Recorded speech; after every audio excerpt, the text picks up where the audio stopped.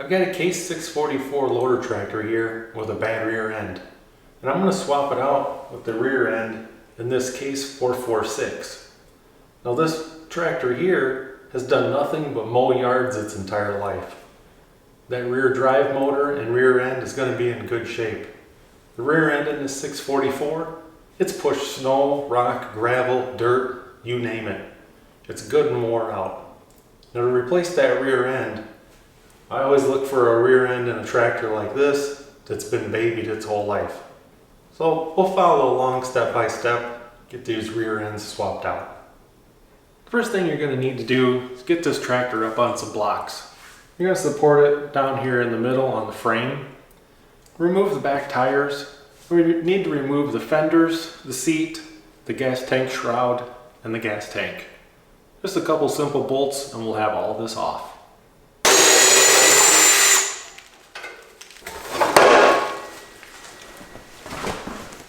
Most of the bolts in taking all this sheet metal off is 1/2 inch. And in less than 5 minutes, you're from where you saw it originally to where I am right now. Next, we need to remove these 2 hydraulic lines, and we need to undo the brake linkage on the other side.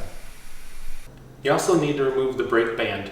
3 cotter pins, pull those out, get the washers out of the way, then you're just going to slide this off its pins. I've got the oil draining out of the lines now.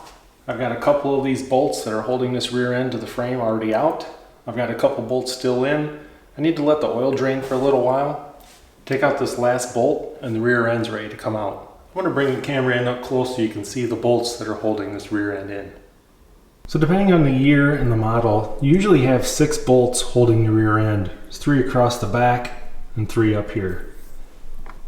That's what the bolts look like. And sometimes you might have a 12 point, like that one right there. Sometimes you might have all 6 of them be 12 points.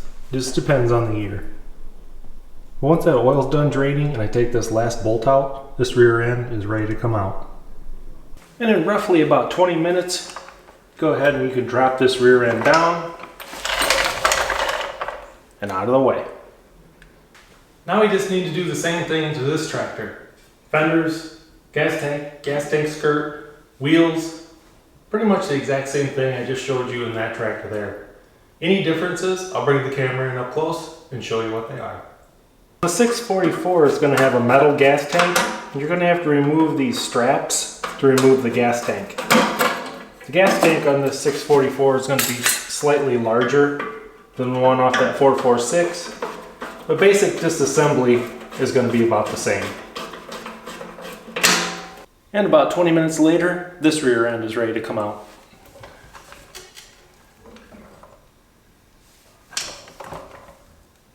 Now there's a couple things we need to do. I need to take the straight fittings off of the 644 drive motor, which are these right here, and put those onto the drive motor that came out of that 446.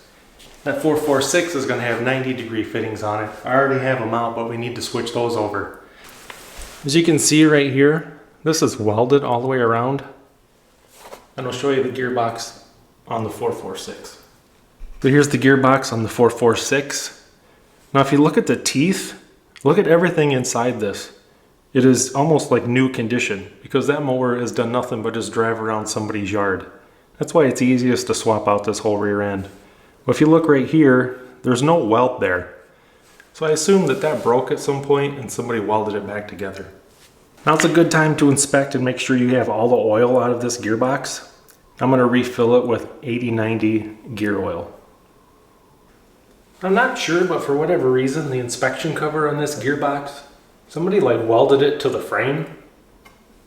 I don't think it came from the factory that way, I'm not sure, but I just need to take the inspection cover off of the new gearbox and just put it up underneath there and rebolt it back on. Alright, simply put the rear end from that 446 onto my jack, wheeled it underneath the 644, lifted it up, and now I bolted it all in place. I've got the brake band on. Now I'm going to put the tires on next, just so I can kind of roll it around. I've got some oil I want to clean up, and then I'll connect the hydraulic lines and the brake linkage. Alright, the rear end's in. The tires are on. I gotta connect the 2 hydraulic lines, attach the brake linkage, put the sheet metal back on. I still need to refill the rear end, and then this tractor should be pretty much ready to go. Right now I'm at about an hour about an hour and 40 minutes total time. I'm probably gonna put that old rear end in the 446 just so I can move it around a little easier.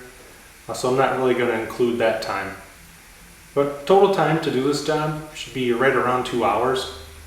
So I'm gonna go ahead and put the gas tank in next and remount that sheet metal. I'm gonna go ahead and fill up the rear end with 80-90 gear oil. And I just bought this in the local Fleet Farm and Fleet. It's kind of an agriculture store. It's about $6 for a quart. Here's what it looks like. I'm gonna go ahead and fill this up until it gets to the bottom of the threads. I do want to show you right here, the transmission takes 3 quarts, and you can use 20-40 motor oil or 80-90 gear lubricant. So the total time to do this swap is about 2.5 hours. It's not as bad as you think it's going to be. And if you follow along with this video, you're going to learn a lot about your tractor, save yourself some money. So I hope you found this video helpful and informational, and thanks for watching.